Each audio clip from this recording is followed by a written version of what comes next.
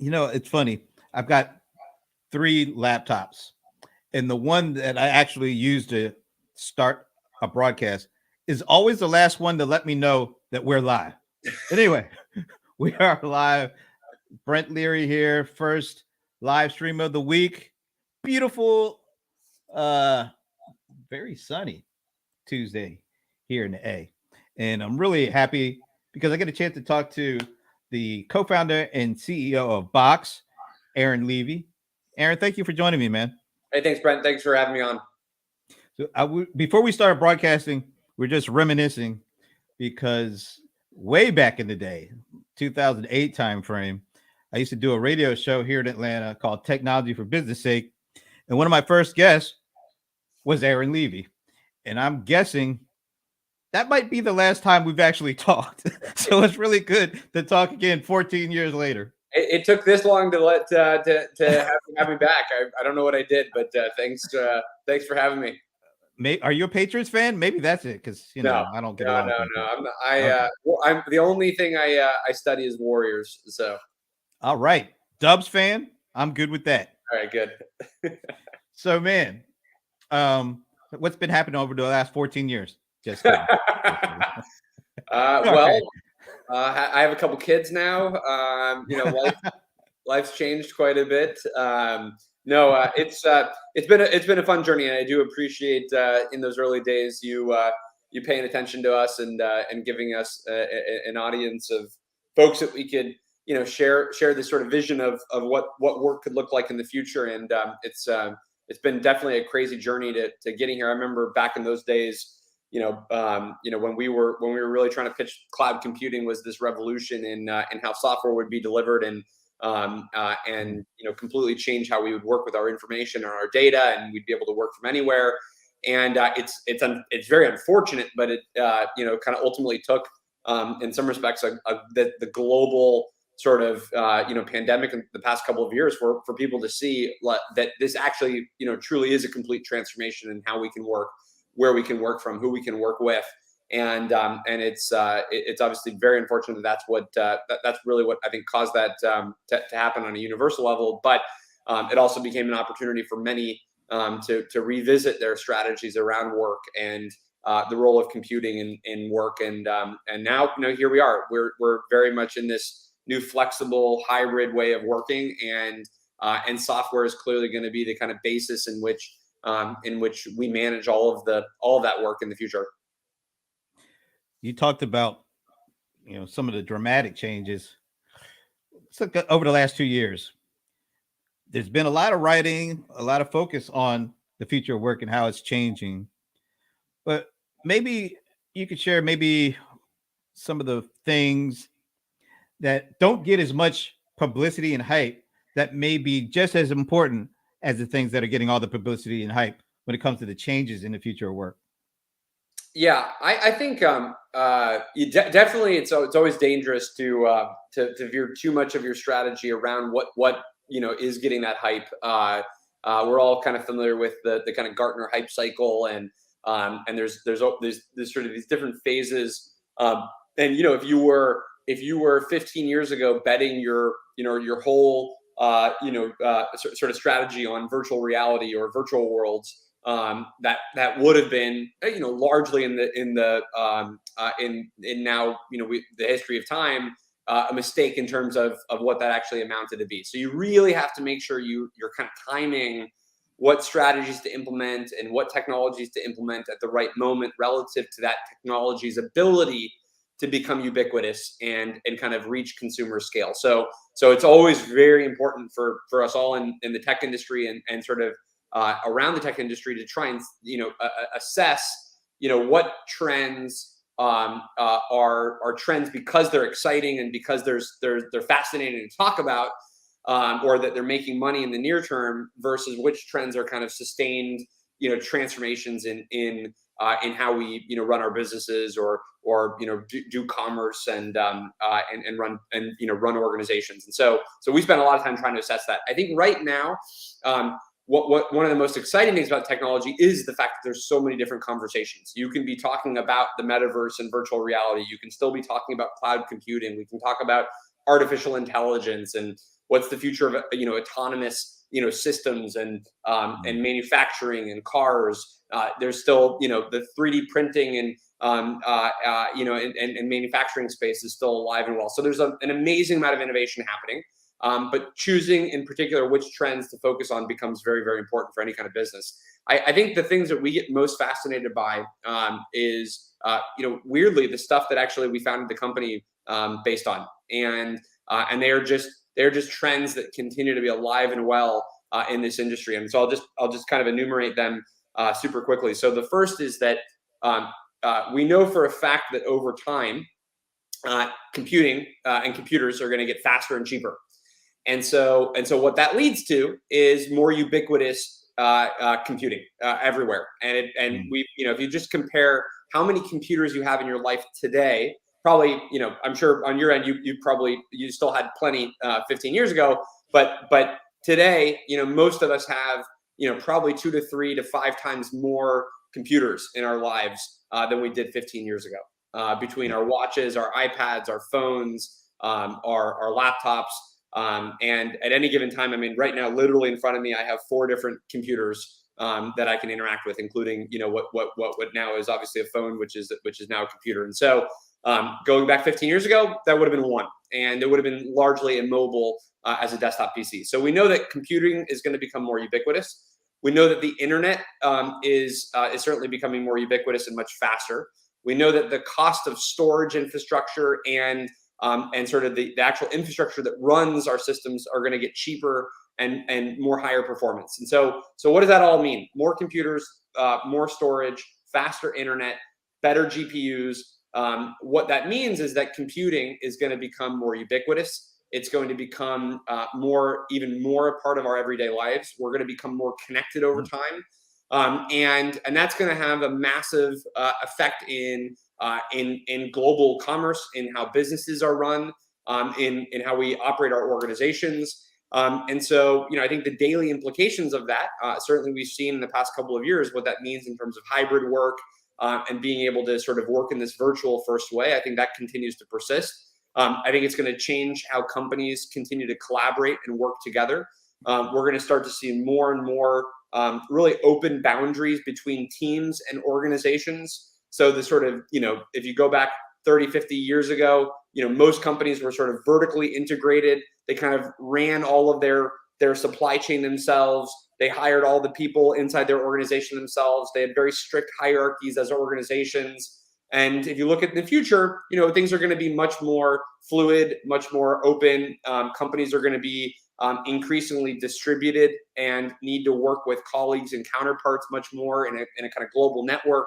And so I think this sort of the internet's impact on flattening organizations and access to information and distributing computing has a massive impact on then how organizations operate, how companies run, and what work looks like in the future. And just the fact that we can do, this video conversation distributed to anybody is a great example of then the power of these trends over the past couple of decades. So we heard a lot about digital transformation before the pandemic. We've definitely heard a lot about it during the pandemic. What's been the impact of the pandemic on the definition of digital transformation, and maybe even from a collaborative standpoint? And as you said, it seems like organizational structures are flattening. And does that mean that the definition of collaboration changes because it's not just employee to employee or employee to management, but it's now organizations and the other organizations that make up their ecosystem up and down the supply chain? Well, 100%. So I think one of the most interesting things has been in watching business in the past, at least from our purview at Box for the past, kind of decade and a half, is you always have had this tension, which is the larger a company gets, the slower it becomes, the more bureaucracy that gets created, the harder it is to execute, the harder it is to innovate. And conversely, we've seen that small companies end up being much more disruptive because they can move much quicker, they can be much more agile, they can be more nimble. And that's that's why I think, you know, small businesses and startups are incredibly exciting because they can always move much faster than large organizations. And large organizations have always been trying to figure out what's that secret sauce, what's that magic of a small organization. But we've actually known it all along, which is it's the fact that you can get 5 or 10 people in a room, and that's the entire company, and you can make a decision and then go execute on it. And so here's what's remarkable about, I think, you know, being 2 decades into the 21st century. Small businesses previously have not had access to the resources of a large company. So a small business, you know, didn't have the ability to do commerce on a global scale.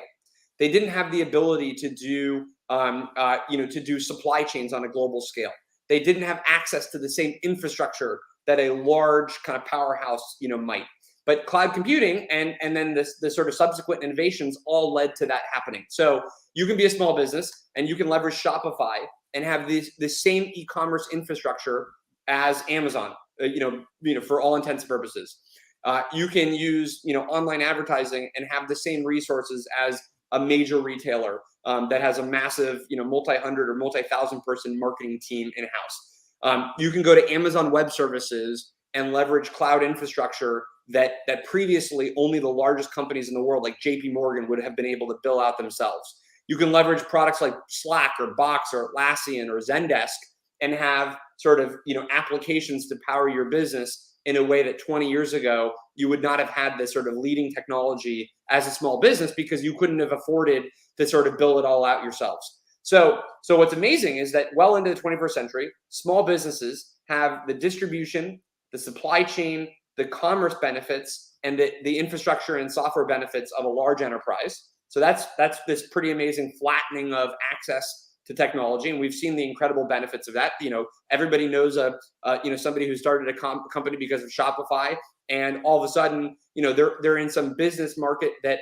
you never would have imagined before. I have a friend who sells balloons online, and it's like you would never have been able to imagine a balloon company.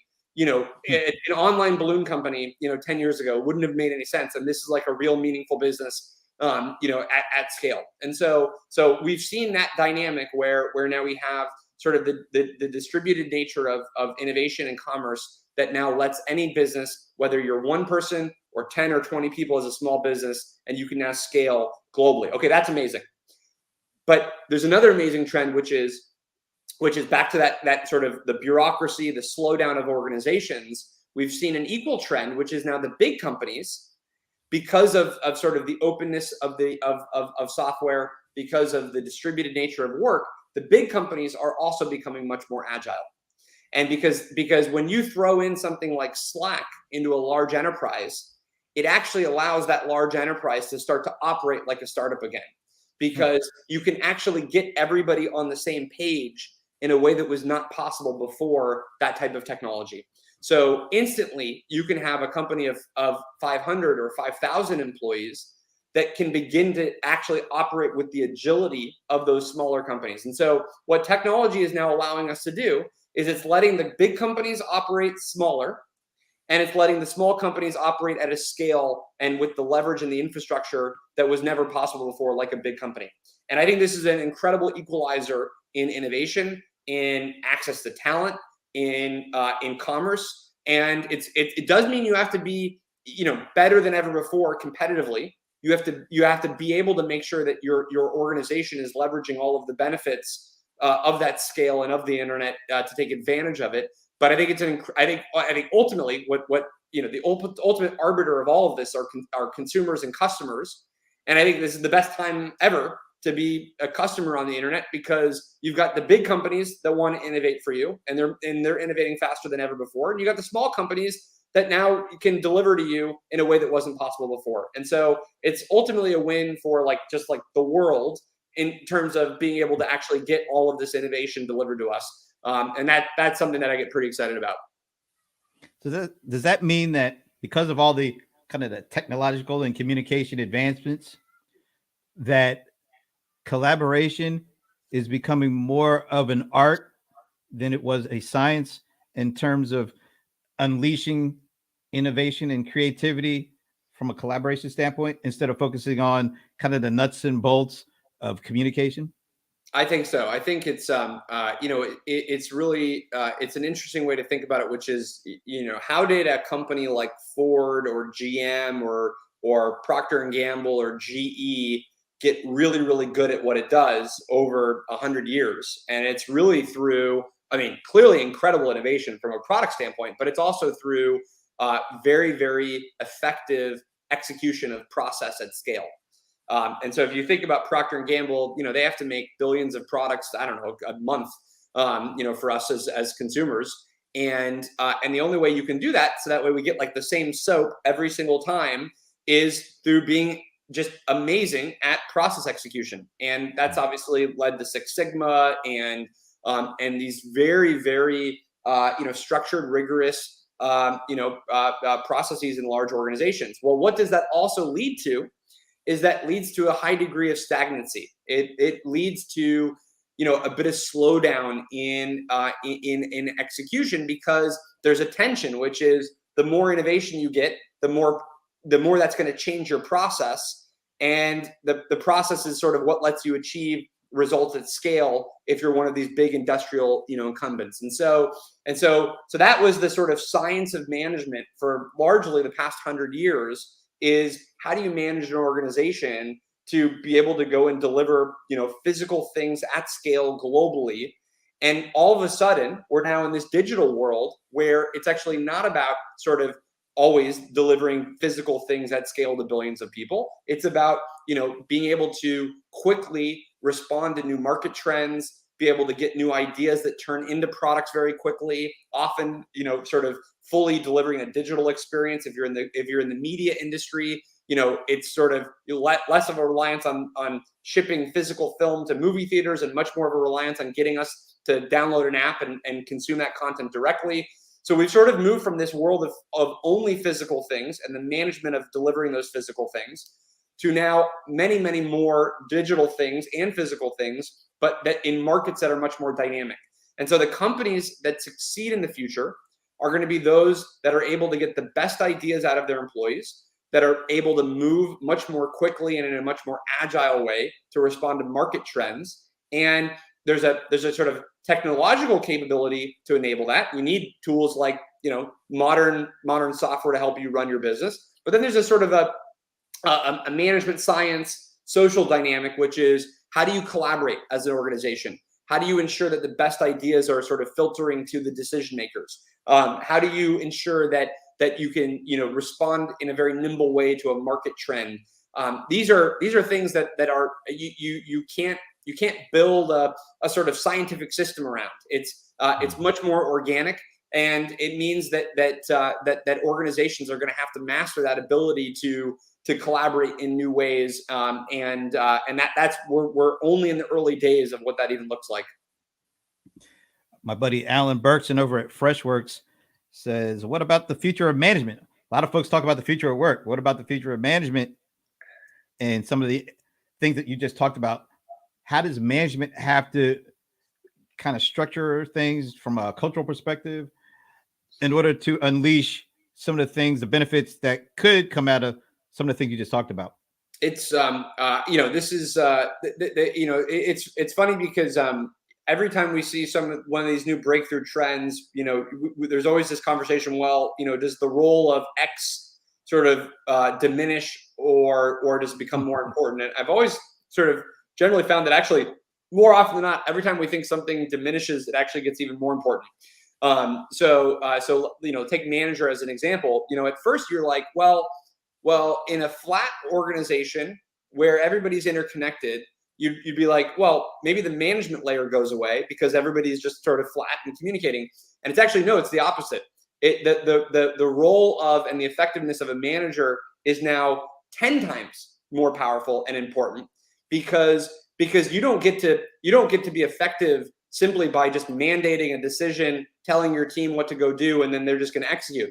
Everybody's got now way more information flowing in and out of their teams and their organizations. And so now there's an even greater premium on synthesizing ideas, on pulling out the best ideas from your team, on ensuring that the team stays incredibly connected, aligned and executing and sort of not distracted by all the different inputs and outputs going on, but also at the same time getting the best ideas from everybody in that organization. And so I think there's going to be a new premium for really, really great managers, really, really great, team leaders. If what you had to be good at 10, 20, 30, 40 years ago was sort of like typical, MBA management, like, what are the metrics, team accountability, driving the team really hard. Like, let's just I'm kind of creating a caricature of a manager from 50 years ago, but let's just pretend that was it was that simple. Now you have to be that good. And you also have to be basically as good as somebody leading a creative team, because you've got to get the best ideas out of your talent. You have to make sure that you're able to effectively collaborate on these more sort of squishy, organic, non-linear types of things as well. And so it's going to be the role of management is now equally a creative exercise as much as it is a scientific one, and that's going to make the job, I think, that much harder, but also that much more interesting as time goes on. What about empathy between the future of management and the future of work? Yeah, I would say that the two are converging in a way that one drives the other, and there's a sort of a reinforcement of what managers are doing in the future and what work looks like, and then what work is changing, how work is changing, and then what managers have to do in response. And so that's just a virtuous, symbiotic, cycle that exists. And then, of course, you throw in one more sort of X factor, which is just technology, and that's this other thing that is always sort of coming at you from left field that we all collectively can't really predict, because that in and of itself is organic. One day you're thinking, well, okay, I'm going to just rely on email and I can communicate with email, and then Slack is invented, and all of a sudden everybody's heads explode, and then we're now in chat rooms in work all day, and then you have to adapt to that, because if you don't adapt to that, your competition will, and they'll move more quickly than you. And so the future of management, the future of work, and future of technology sort of have this way of coalescing, and just driving this constant, never-ending change in what business looks like in the future. Going to switch it up a little bit. Give me your definition of Web3, and just how important or what role do you see it playing in some of the things we just talked about? Well, I want to understand how much live fire there's going to be on this one. So maybe you could go first, and then we could decide if we're seeing the world the same way. I'm an open book, man. I want to hear what you have to say. No, what do you mean? Come on. You got to go first. What do you think is going on? I don't know. You hear things like around the metaverse, around cryptocurrency, but all these different kind of newer technologies, and how they could come together and decentralize certain things, and make it easier for more people to do things. But then that's never happened in the history of technology, So I'm just curious.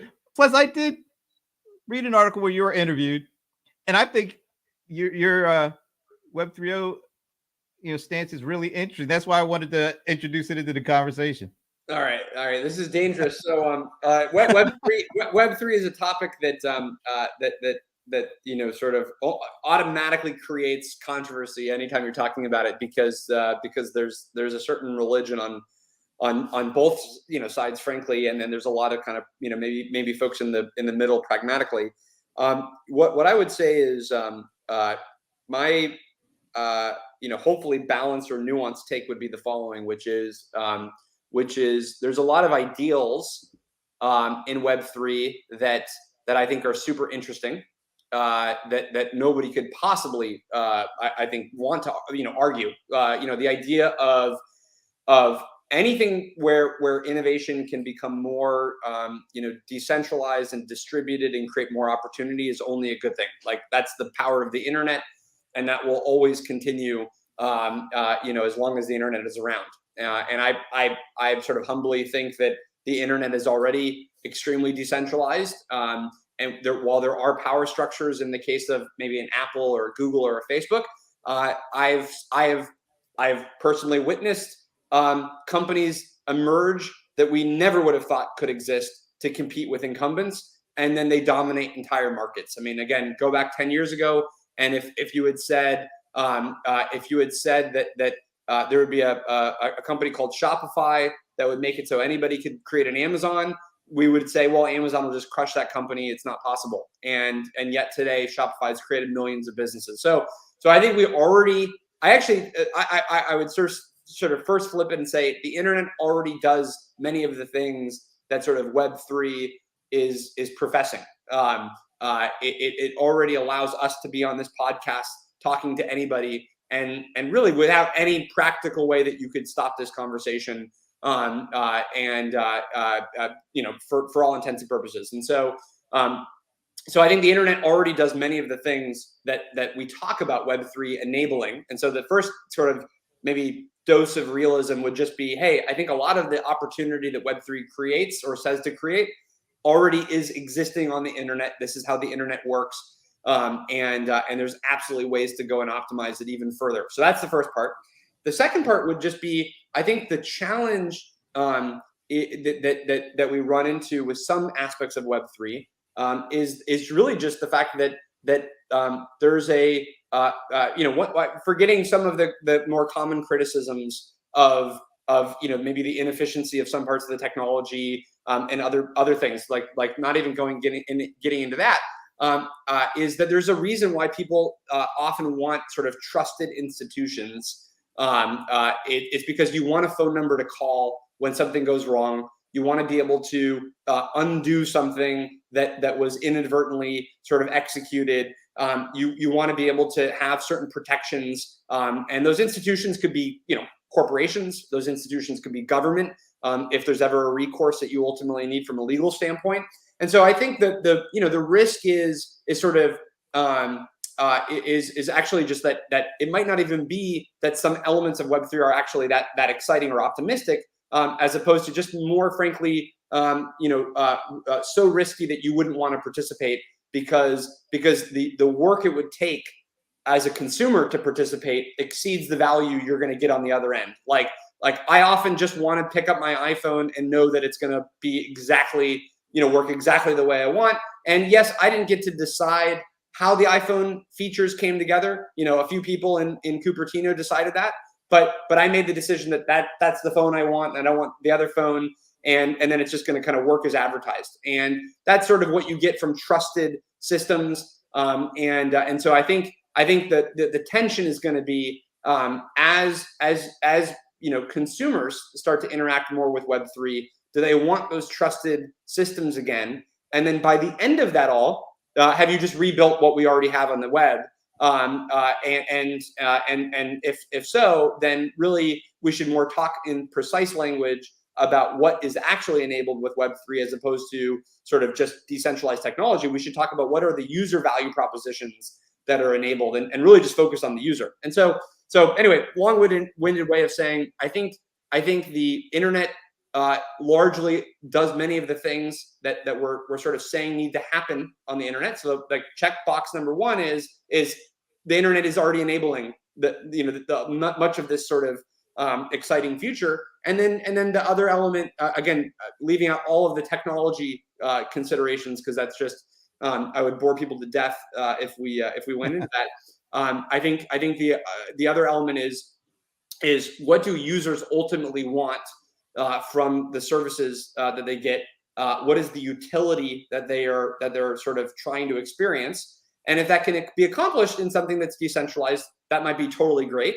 But oftentimes they do want a sort of trusted institution to go to, not because we sort of love power structures. It's because we like to know that we can sue somebody if something goes wrong, and we like to know that there's somebody who's accountable for delivering something to us, and if they don't deliver that thing, that there's recourse, and so that trust that gets gained over time really is important to making sure these networks are very effective. And so decentralization is not sort of this panacea, often, because you still need to rebuild much of that trust and much of those institutions again, just around underlying infrastructure that might be decentralized. So it's just some things to think about as folks kind of consider the space. No, I appreciate that. That was great. And I think about the old one throat to choke. It's being able to have some recourse, I guess. I don't think, just personally thinking, you have these two ends of each spectrum. Um, Nobody, or the vast majority of folks, don't want to live on either end. They want to live somewhere, in the middle. Yep. And yeah, I think you're totally right with what you just said with that. I don't see anything. I really don't see anything what am I trying to say? Controversial. I don't see anything controversial about that particularly. You'd be surprised. There's controversy everywhere we look these days. But I think the on that continuum, because I completely agree, which is let's just take two extremes. Let's say that there was a company that could do literally anything it wanted, and there was no government intervention ever, and it was only sort of profit motivated, and it could buy and destroy and roll up anything and use our data however it pleases. Well, that would be really bad. And on the other end, let's pretend that there was never an organization that did anything, and it was just we were all a free for all and managing everything ourselves. Well, that would just be wildly inefficient, because you would never get the economies of scale of the larger organization. So there is a sort of, it's always a point on that continuum, and then you just have to ask yourself, is there enough utility and value being generated to sort of change that point on the continuum that we're at, for any particular thing, and will consumers actually sort of want to change that point on the continuum? And maybe just to belabor the point for 1 second, there's this classic example of, well, what if we decentralized Twitter, as an example? And it's, on one hand, it's a super interesting, novel question, and it's fun to think about as a sort of a game theory exercise. But eventually, what you realize is that we all join Twitter because everybody else is on Twitter. And so you get the power of that sort of network effect, that we're all there, we can all see the same thing, and we can all distribute to the same set of people. And the moment that you start to fracture that, you won't have the benefit of that network effect. We'll have something more akin to email, which is incredibly powerful, but it serves a purpose. And again, there's different lines of that continuum where different products sort of serve different roles on that continuum. And so the moment you try and sort of decentralize Twitter, you no longer have Twitter. You just have a different type of technology that's going to serve a different purpose. And so it's important to sort of recognize what types of technologies or what kinds of use cases you get from different points of that continuum that you land on from a decentralization versus centralization standpoint. And there's very sort of structural reasons why that happens. It's not accidental. That where you land on that continuum will determine what kind of customer experience and use cases can be produced ultimately. And so there's not, it's not something that you can just kind of, pretend doesn't exist if you wanted. Yeah. Create the spectrum and let us choose where we want to roll on that spectrum. I think, there's, I don't know, it's the holy wars, the crusades against some of these things get a little overdone, in my opinion. But kind of from a practical standpoint, you want to find the right mix for you of control or decentralization, or good actor that has a lot of sway over it. I'm always trying to figure out, where do I want to live on that? Because even if you have, this uber power that has an outsized control over something, but they, for the most part, have been good.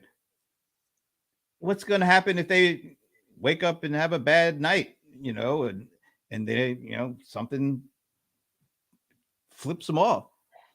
So even if it's somebody that has a great track record, I don't know if I want them having too much power, but on the flip side, I want to have a throat to choke if I needed to.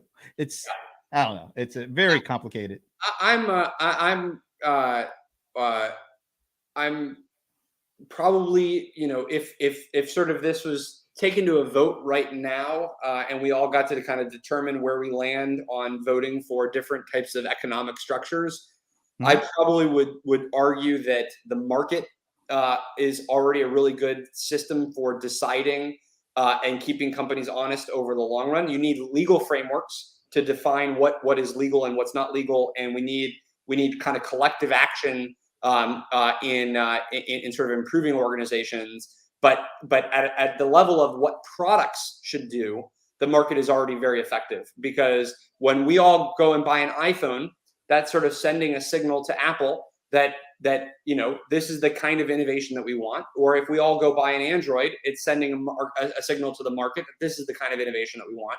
So I've found that anything other than letting consumers sort of vote with their dollars ends up being very, very inefficient, because that now your signal ends up being very distorted by different factors. What do investors want? What do governments want? It's a lot easier when consumers, can make those decisions with their dollars. And then you've got government as a means of ensuring consumer protection and kind of creating the right guardrails around what companies can do so they don't overreach, depending on what we all collectively define as overreach, because hopefully we're electing people into government positions that reflect the values of our collective views on these topics. Yeah, I think the only thing that I would add to this would be, I like the idea of consumers voting with their dollars. The one thing I think is missing or lacking is the access to real information in real time. That we don't get all the information that I think we should get in order to make the kind of decisions that would be in our best interest with our dollars and with everything else. But I totally agree with you. There's going to be positives and negatives to any system that's out there, but the system that we seem to have, I would choose that over anything that I know of at this point. That's the only problem, is like you look at history and you're like, well, the other systems really don't work. So right. This is, I mean, you and I could enumerate 100 problems with today's system, and let's go individually try and improve those. But like the other systems are really bad. So let's keep working on this one. So one last question. We talked a lot about the future of work. How is that future impacted by the metaverse, if it is at all?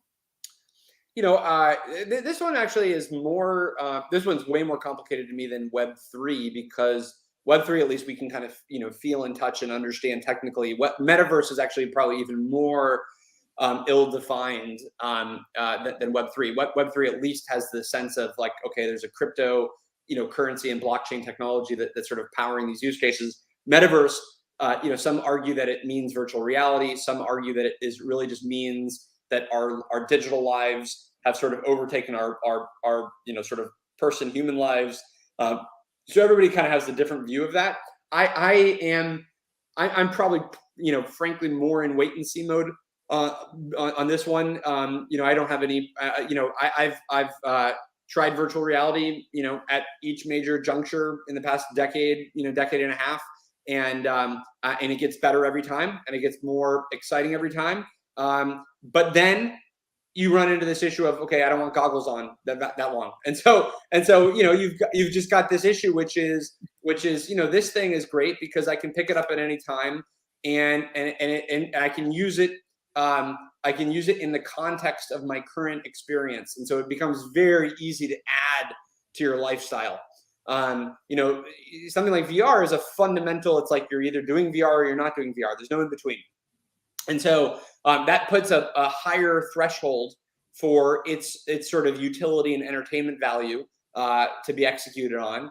And so I would just say, I'll just watch and see how the market innovates, and then again back to that consumers voting, it'll kind of be very obvious to us all, which is we will either really really love this stuff or we won't, and then that will kind of determine how much energy we should be, put into thinking about these kinds of tools and systems, from a workplace or a consumer standpoint. So I know it's kind of lazy of me, but I kind of think about it as like I can afford to put more cycles on it, once we sort of see what it actually looks like more. It's easy to brainstorm like, okay, well, we could do this meeting in virtual reality. It would be obviously more immersive. It's unquestionable. There'd be some things that would be more entertaining and exciting, and there'd be some things that might be more strange. And so I think but again, it's one of those things where like, you don't have to think that hard about it, except unless you're working on it. If you're working on it, then Godspeed to you. Just like go innovate as quickly as possible, and we're all here for you when there's more to adopt. But I'm kind of just waiting to see what the trends look like in the future. Now, I'm totally with you on that one. I think there's still a lot of work to do in the physical world. Yeah, exactly. Let alone, go there and then see how that impacts what we do in the physical world too. Yeah, and I think, but and like everything, I mean, this goes back to your very first question, which is the hype side.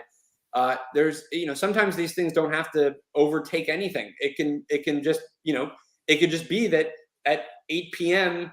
on a Tuesday, you do virtual reality, and it's a great way to like hang out with friends that you wouldn't be able to get together in person with, and you're playing some kind of games or whatnot. Like that to me is a very sort of applicable, relevant, use case. But that's different than saying, okay, 10 hours a day, we're going to wear these goggles to be in our meetings. And there's a lot more work for that outcome to occur before the other one. And that's sort of often how technology plays out is it kind of adds to and augments our current way of doing things.